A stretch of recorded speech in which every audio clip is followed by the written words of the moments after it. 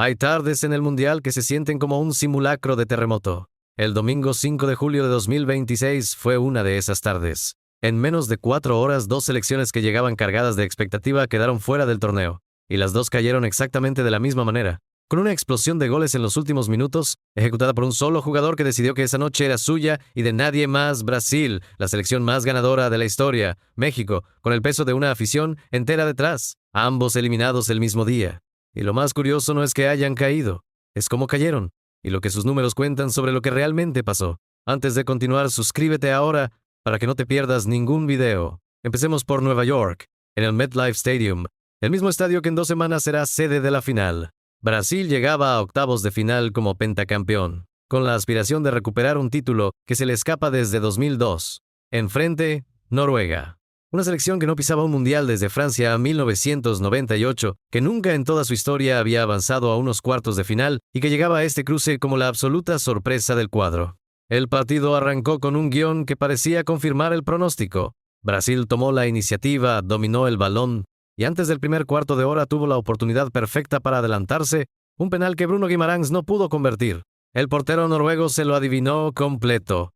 Ese fallo en retrospectiva terminaría pesando como una losa sobre todo el partido, porque Noruega no se desordenó, mantuvo la calma, cedió la posesión sin cederle miedo al rival, y esperó su momento con la paciencia de quien sabe que solo necesita un destello. Y ese destello tiene nombre propio: Erling Haaland. Al minuto 79, el delantero del Manchester City apareció dentro del área para ganarle la posición a su propio rival de Premier League, Gabriel Magalhães, y clavar un cabezazo que rompió el cero. 10 minutos después, cuando Brasil se volcó desesperado en busca del empate, Haaland volvió a aparecer, esta vez con un remate feroz, desde fuera del área que se incrustó junto al poste. 2 goles en 10 minutos, partido sentenciado. Neymar descontaría de penal ya en el tiempo agregado, un gol que llegó demasiado tarde para cambiar nada, pero que sí alcanzó a cerrar de manera simbólica toda una era. Horas después del partido, el máximo goleador histórico de la Canariña anunció su retiro de la selección brasileña, poniendo fin a un ciclo que comenzó y terminó, casualmente, en ese mismo estadio de Nueva Jersey. Los números de esta eliminación son brutales y se les mira con calma. Es la peor participación mundialista de Brasil desde Italia 1990, la última vez que el equipo cayó también en octavos de final. Y para Noruega, exactamente lo opuesto, su mejor mundial de la historia, con un boleto a cuartos de final que nunca antes había conseguido, ni siquiera en la época dorada de los 90, cuando el país llegó a ser una selección respetada en Europa sin lograr traspasar esta barrera. Con este doblete, Haaland llegó a 7 goles en su primer mundial, empatando en la cima de la tabla de goleadores del torneo con Kylian Mbappé y Lionel Messi. Un jugador de 25 años, jugando su primera Copa del Mundo, ya está codo a codo con 2 de los mejores futbolistas de la generación anterior. Y lo hizo, además, eliminando al pentacampeón del mundo con un doblete resuelto en apenas 10 minutos de fútbol, algo que ni siquiera necesitó de un partido dominado de principio a fin. Ahora vámonos al otro lado del país, al Estadio Ciudad de México, donde unas horas más tarde se jugaba el partido que la afición mexicana llevaba esperando toda una generación. Para entender lo que estaba en juego hay que entender primero un dato que casi nadie repite con precisión. México no es que llevara 40 años sin llegar a cuartos de final por mala suerte reciente. Es que desde Estados Unidos 1994, la selección mexicana había sido eliminada en octavos de final en 7 ediciones consecutivas. 7, un patrón tan constante que dejó de sentirse como estadística y empezó a sentirse como destino, algo tan arraigado en la cultura futbolera mexicana que tiene nombre propio entre los aficionados. Con el nuevo formato de 48 selecciones, México había superado ya una ronda extra, los 16avos de final, goleando a Ecuador sin recibir un solo gol en todo el camino. Llegaba a este partido invicto, sólido defensivamente, y con la ilusión completa de un país de que esta vez, por fin, la barrera se rompería. La narrativa era perfecta, nuevo formato, nueva generación liderada por un adolescente de apenas 18 años, Gilberto Mora, y un plantel que no había recibido goles hasta ese momento. No se rompió, y se rompió de la peor manera posible, rápido, y con el propio protagonista de la ilusión mexicana convertido en cómplice del desastre. El partido, retrasado 1 hora por una tormenta eléctrica sobre la capital, arrancó parejo, con México incluso dominando tramos enteros. Pero al minuto 36, Jude Bellingham conectó un centro de Bukayo Saka para el primero. 2 minutos después, al 38, volvió a aparecer, esta vez tras una distracción total de la defensa mexicana en un saque desde la mitad de cancha. 2 goles en 120 segundos. El Azteca, que estaba a punto de estallar de emoción, se quedó en silencio. Julián Quiñones, la gran figura ofensiva de México en este mundial, descontó antes del descanso con un remate tras un rebote dentro del área, su cuarto gol del torneo, una cifra que lo pone a la par del histórico Hugo Sánchez, el matador Hernández, en la lista de mexicanos con más goles en una sola Copa del Mundo. El complemento arrancó con una expulsión inglesa, Jarell Quansah, por una entrada fuerte sobre Jesús Gallardo, y durante más de 40 minutos México jugó con un hombre de ventaja contra un rival replegado. Pero el marcador ya tenía vida propia.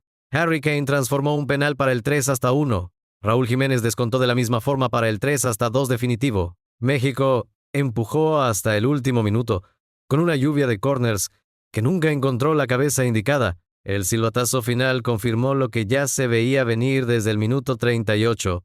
México, eliminado en octavos de final por octava edición consecutiva, incluso jugando más de 40 minutos con un futbolista de más en la cancha. Y aquí es donde las dos historias, la de Brasil y la de México, dejan de ser dos noticias separadas y se convierten en una sola lectura sobre este mundial.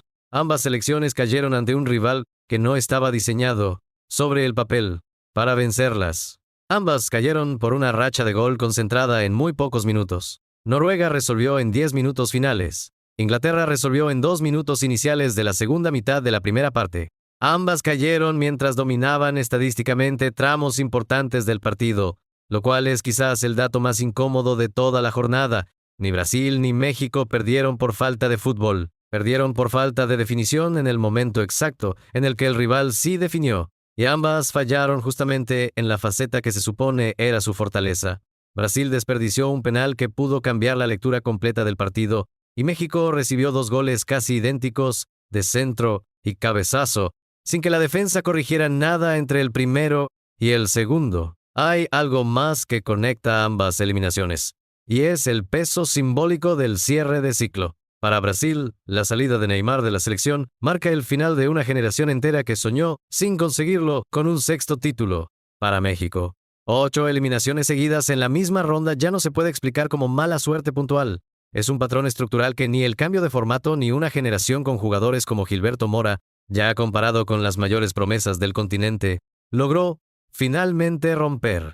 Lo que queda ahora es un cuadro de cuartos de final completamente reconfigurado. Y vale la pena verlo completo para entender la dimensión real de lo que pasó este fin de semana. El sábado, antes de estas dos sorpresas, ya se había confirmado el primer cruce de cuartos. Francia eliminó a Paraguay y Marruecos eliminó a Canadá, convirtiendo a los norteafricanos en el verdugo del primer país anfitrión en quedar fuera de su propio mundial.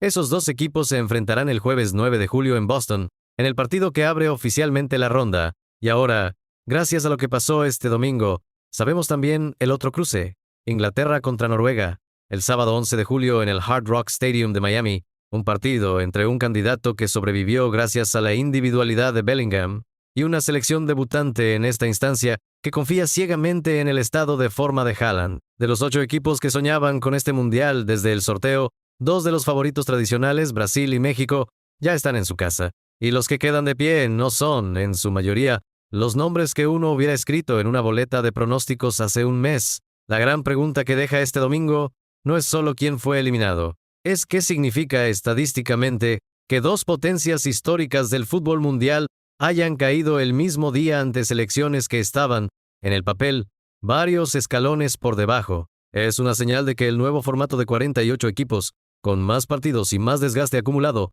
está nivelando el terreno de juego más rápido de lo que nadie esperaba. ¿O es simplemente que el fútbol cada 4 años encuentra la forma de recordarnos que la historia y el prestigio no juegan los 90 minutos? ¿Tú qué crees que pasó realmente este domingo? ¿Un accidente estadístico o el primer síntoma de que este mundial va a ser el más impredecible de las últimas décadas? Cuéntamelo en los comentarios.